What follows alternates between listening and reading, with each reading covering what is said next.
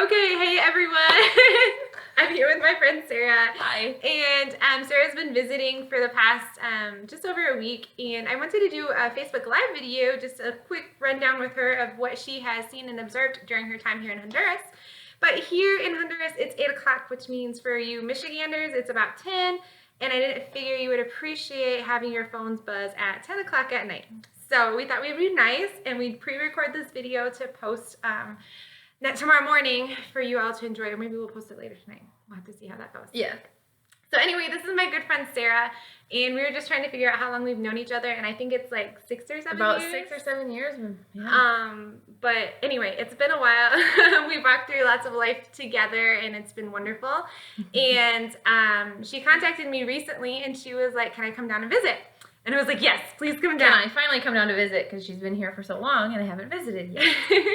So Sarah has been here for just over a week, and I guess first off, could you just tell us like who you are and what's your connection? Like, why would you want to come down and be a part of Two Hands Ministry? So it started off, Ellie and I was an intern under her when I was in college. So we worked at the same school together, sign language interpreters, American Sign Language, I can now say, because there exists many. We're the one that are very different.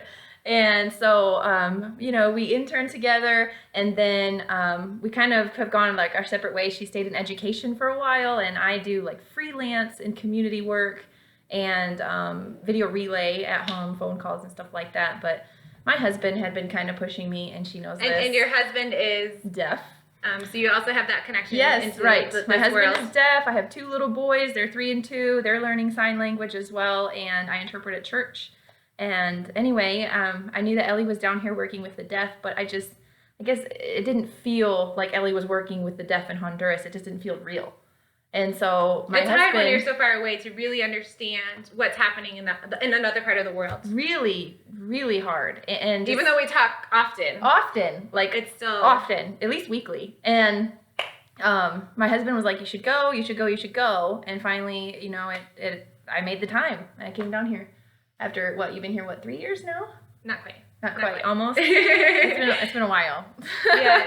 Yes. So she's been here serving with Two Hands Ministry for over a week, and she came at a really busy time because come Wednesday morning, I'm heading back to the States to be able to visit with you all. And so, you have to get like so much ministry in during this past week. So she has worked some long days. I think Saturday we worked from about 7:30 till 11 o'clock at night. I'll just tell you one thing. You said ministry. I'm like, I have learned so much about the word ministry.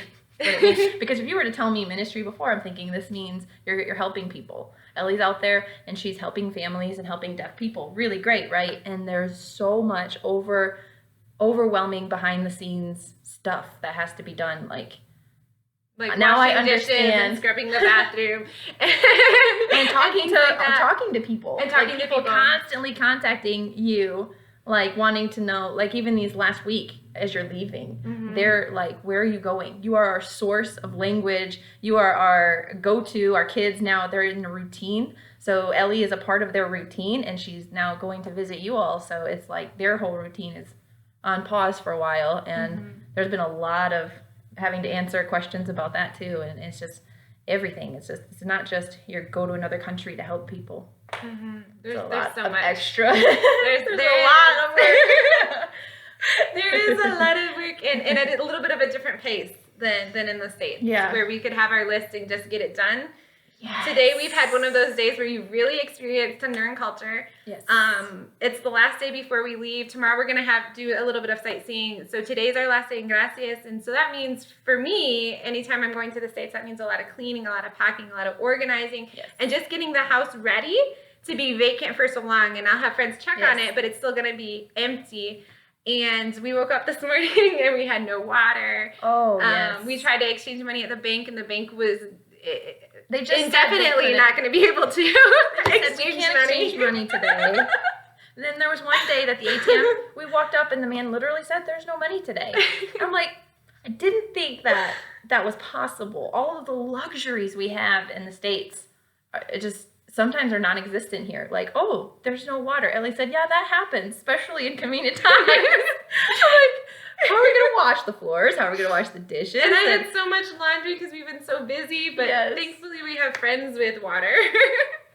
And we were able to deliver the laundry and not being able to drink water from the tap was huge because you've got to drink purified water, clean water that they deliver here, and so just out of habit going to turn on the tap, or when you're washing your face in the shower, be careful, don't drink it, that kind of thing. Yeah, it's different. So let's kind of back up and along that line. Like, can you tell me what you thought this was going to be like? You came to see me in Honduras. And I know you had a little bit of culture shock before you stepped foot on Honduras. And then you had a lot of culture shock afterwards. But what was your vision? Like we've talked again, like for over the past 2.5+ years that I've been here. You know a lot. Like I tell you probably more than the average person. Yeah, okay. About what's going on. But what was your picture? So even with that, what was your picture of what life was like here? In ministry, life in ministry. In ministry. Yeah, so both. Whatever you want to pick first. The thing is, I think maybe with most people, I just didn't stop to give it a ton of thought. But I had lived in Mexico when I was a teenager, and I kind of thought maybe it's going to be similar to that, but it is even much different than that. One thing she didn't tell me about was the driving culture. When we first there's some things we don't tell you until you come down. I was like, I could reach my hand out the window and touch the next person's car, and there's a mutual understanding of how to drive in Honduras. There's not like a legal understanding. I would say, but it's the U.S. legal standard. Yeah, it's not the U.S. legal standard by any means, but they make it work, and I was tense, but we made it work. Anyway, day 2, day 3, I was kind of okay. You did. You calmed down. Pass people on mountains. I was a little and worried at first when we left the airport that she wasn't going to make it the 4-hour drive, but she did. I asked her in a text message before I flew out that the night before if there was air conditioning in her house, and she said no, and I thought she was joking. I thought she was really joking. I'm like, there's no air conditioning, and it's called the fan. Humid. It is so humid and hot, but luckily I've been living in Alabama, so I was kind of semi-used to very hot, humid weather, but I was just not used to... Michigan blood was getting a little thin out. Yeah. But it's just, they live by fans. Thank God Ellie has a couple of fans in her house, because when you do cleaning in the house, you are pouring sweat, and you're waiting to sit down to cool off. So you learned a lot of cultural differences, a lot of living style differences. And I remembered a lot of these countries, what is it, Central America, right? Mm-hmm. Like a lot of the Central American countries, what did you say? Like they're very family oriented and very community oriented, and they usually don't live far from each other, even cousins and nephews and nieces and all of that. They don't live far from each other. So like even when we hosted that picnic for all of the deaf and their families, really shocked me. I'm thinking we're going to host this picnic and then we're going to have to clean up afterward. Everybody's going to leave. We're going to do our goodbye, but it didn't happen like that. Everybody said, okay, time to clean up. And we were done in like 10 minutes because everybody grabbed a broom, a mop, and where does the trash go? And, how can I help you clean the dishes in the sink? And I'm just looking around like, should they be helping? We did this for them and they're helping us clean up. That was amazing. Yes. And that kind of is how ministry life goes. You lend a hand and you get a hand. Yes, you learn so much there and you gain so much. So let's talk about ministry. What did you think about this ministry? Okay, so I've told you that, I work with deaf who have no language. What did you think of that before, and what did you think of it then after seeing it? Did you have a different vision? We worked before in the States with children who had minimal language, which is different than no language. They have kind of something to go off of. And just like, I know I walked into seeing these kids learning to communicate very minimally right now, but as before, like I missed the whole 6 months prior when Ellie said they had absolutely nothing before this. And, I thought maybe I would be walking into them being able to do like sentences or something like that, but some of the kids, they're happy, but they can do, and the moms are happy that they can do just like single words. And for me, that was shocking. Like a 6-year-old boy who can do, a word, mom, please, thank you, yes, no. And this is a 6-year-old boy. And that's something to celebrate for a child who's had absolutely no language. That's something to celebrate. But then you take a step back and go, wait a minute, he's 6. And he's only able to say a few words. And so it's just like, I get goosebumps thinking about it and seeing, and it was very impactful to see his mother impacted by it. It impacted me to see the mothers impacted by it. And like to see the little boy able to tell his mom what he wanted, maybe by pointing and saying thank you or no, the mothers being able to tell the child no. I have 2 little boys. I don't know what I'd do if I couldn't tell them no or tell them why I'm saying no. And these moms had the door, every door was closed because these people, they can't just call somebody to come help. They can't get in a car because most of them don't have vehicles of their own. Like, what? Most of them. Yeah. And they don't get around like that. So they have nobody, and they have no language, and all they know is that they can't talk to their children. Yeah. So you got to see a little bit of them of them learning and that, and you got to hear some from the moms. And what did you think of interacting with the moms and the aunts, and what did you learn from And them? the grandmas and everybody who comes out of the whole woodwork. family. It was awesome, and I know I'm gonna say it about the picnic because Ellie wanted to call everybody together at this celebratory picnic before she leaves, and I expected you to say something because that's why you were gathering them, and then one by one they started going down the line saying thank you to her, and I lost it, and so did one other mom who's just an angel. I started to cry, and it was just them saying, I remember one specifically start to say that you are like an angel, and that word was used very often to describe her. It was like, you're like our angel, because she said, this one lady said that there was no pathway for me to go, and it's like God opened the door, and there was Ellie, and God said, go this way, and now she's able to communicate with this family member. I don't think it was her daughter, but it had impacted family members that don't even directly talk to you sometimes. Mm-hmm. That they don't work one-on-one with you, but when Ellie teaches the child, then that seeps through to the parents, and then that seeps through to the child's friends even, and just seeing them able to interact with each other was really cool. seeing them able to bicker with each other, like brother and sister. You're supposed to be able to do that, right? You're supposed to. My boys are 3 and 2. They yell at each other all the time. If you don't have any language, you can't even have that relationship with your brother, your sister, or your other family members. You have nothing. And I remember one mother, it just impacted me so much, saying that the dad got so frustrated that he could barely even handle it, and her saying, mom pushed through, but the dad, he had no other options. I tried to put myself in his shoes in my head, thinking if I absolutely had nothing and my child was just screaming or pointing, or my child was getting old enough where he realizes that he doesn't have language and that he can't convey anything to you. So much frustration.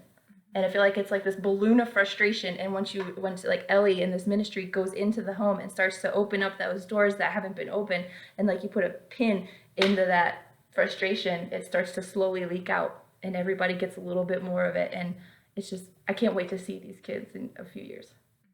Now I'm gonna cry. It's gonna be great. Yeah. So Saturday we had a very special time with most of our kiddos. We're still missing one, but you also opened up a special opportunity for them that we haven't had before with the video call. Oh yeah, that was so cool. Oh my gosh, my husband is deaf, so I never thought that he would get to experience not speaking someone else's language. And he did, because he signs, and these children are learning Lesho, the Honduran sign language, which is a little bit different than American Sign Language. Okay, so a lot of the signs are different. And my husband's like signing ASL, and I'm in the background when we pulled up our laptop and we did like a Skype call to show these deaf children. We were all at Ellie's house. Here's my husband. He's adult. He's deaf like you. First, I was signing deaf, and they're like, deaf? Like, there's an adult who's like me? And it just, you could see it in his eyes, especially that 6-year-old little boy. Mm-hmm. And he took the laptop and he kept yanking it towards himself like, this is mine. I'm going to talk with this guy. And I was trying to feed Chad the Honduran signs. And Chad was like, this is so cool. And now he can learn a second language and communicate with these kids too. Yeah, it was really cool. They got so excited. Yeah. Because, like hearing children get the opportunity to look up to adults, and they don't even know that it's an opportunity that they have an opportunity to communicate. Yeah. Yeah. Or overhear things and just learn that way, and learn personalities by hearing language. And these children are just, they're just completely in the dark. All they can do is see, but they can't access language in any way. So that was really cool. It was really cool. Even Yeah. for our shy kids, like you could just, even though they were like There was hidden in one, the background. yeah, she was in the background, and by the end of the call, Ellie's like, don't push her, because Ellie knows them. That's another thing. You spend so much time with them, you get to know their personalities. For me, I'm like, come on, come on, come on. And then this one girl, Ellie's like, if you keep pushing her, she's going to walk away. So we stopped, and by the end, she was in the background, looking at the video, watching my husband sign, and sending questions through other people. yeah, ask him That's if he wants to easier. see this dog. Ask him. It was really cool. It was a really Yeah. special time for them. Yeah. So I'm going to ask you one question that you kind of touched on, but why do we need to be here? Why this area? Why is this ministry needed? You know, I kind of talked about how your ministry is very specific. It is very specific, and it is so needed beyond what even I knew as an interpreter, as the wife of a deaf man, and having gone through all the classes that I had to go through to become an interpreter, including cultural classes. I mean, even I had my eyes closed to what was really going on in Honduras with the deaf and Two Hands Ministry, because once you're actually here, it's like, oh, they are completely shut out.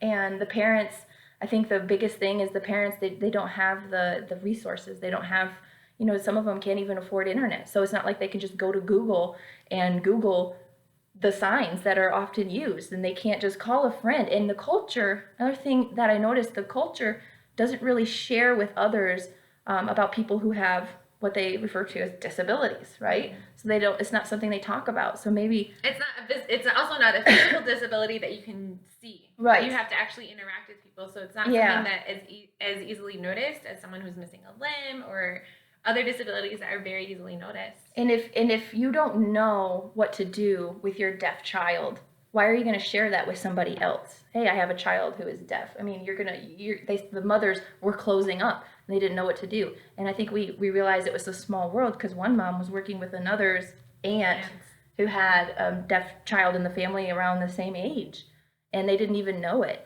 So like Two Hands Ministry going in and also pulling people together, like you're finding people who are, like, it's really like a hunt, finding people who need language, finding people who have been shut out, who are, because now they're talking about it. Yeah, now they're I talking haven't about found it. them. They're all talking about it, whereas before they weren't. Yeah, like it's spread. And I remember Ellie going, hey, did you talk with this family who might have a deaf person? And it kind of goes word of mouth, like, there's this door that you didn't know about. Did you know about this? And if you weren't that door, I mean, I just, you can't unsee the things that you see when you come here and see it in person, but it's needed because language is needed, and it's such a simple thing to say, but it's so much more than that. It's so below the surface. And if they don't have language, they can't understand their parents, they can't have relationships. If they can't have relationships, how are they going to know Jesus? How are they going to have a relationship with Jesus if they can't have relationships among their family members? To display that. Yeah. Just as, you know, marriage is a display of Christ in the church, like our relationships display Yeah. that, and they're missing out on those relationships. How do relationships to be able to go? experience, Yeah. to know what it is, Exactly. to see that. So it's relationships. Like you said, sometimes the classes are just hanging out with the kids, showing them what relationships look like. Yeah. And so that just goes back to our language, community, and the gospel. Everything. The three that they're so independent, but they're so like tied together because they're so intertwined. They really are. Intertwined. So, okay, just one last question. Okay. You've been here over a week. The most impactful moment for you. Oh boy. I mean, there's so many, and I'm gonna regret saying one thing was the most impactful because there's been so many. But I really think one of the most impactful was all of the moms sharing with Ellie how she has opened up doors for them, and also the little boy chatting with my husband, and the way I just remember him looking back at me and just giggling, laughing. And it's like he doesn't have the language to tell me what that bubble inside of him is, but his eyes said it all. And the way he was just laughing so hard, he was giddy that he saw some adult who was just like him, deaf.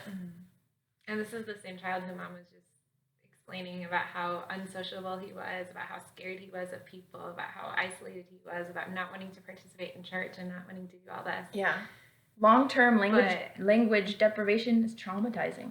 It is. But with Chad, we didn't really, I don't think we introduced him more than said, this man, he's deaf. Then And he done. was like, boom. Bye. He didn't need anything more. They talked about their names. They talked about dogs and Colors. boys and colors and all kinds of stuff. So wonderful. But yeah, that was a really special Yeah, it moment. So anyway, well, it's been, I guess this video is a little bit longer than what we had expected it to be. But I just wanted to take that time to let Shara just share with you of what her perspective is, because it's different. You have fresh eyes on the ground to see like what's needed and what's going on, and I've appreciated having her here. She's been so much help. It's been crazy. So she's been my brain, and she just does things that I don't even have to. I don't think I've ever asked you to do anything. She just sees what needs to be done, and she does it. Whether that's scrubbing floors or talking to moms or all of the little details, she's had it covered. So I'm so glad she's here, and I'm excited for her to plan her return trip. Yes, I'm like already thinking about it. So, but anyway, I think that's it for the night. So hopefully you watch this video to the end, and thank you if you do so, and thank you for coming. Yay! Bye. Bye.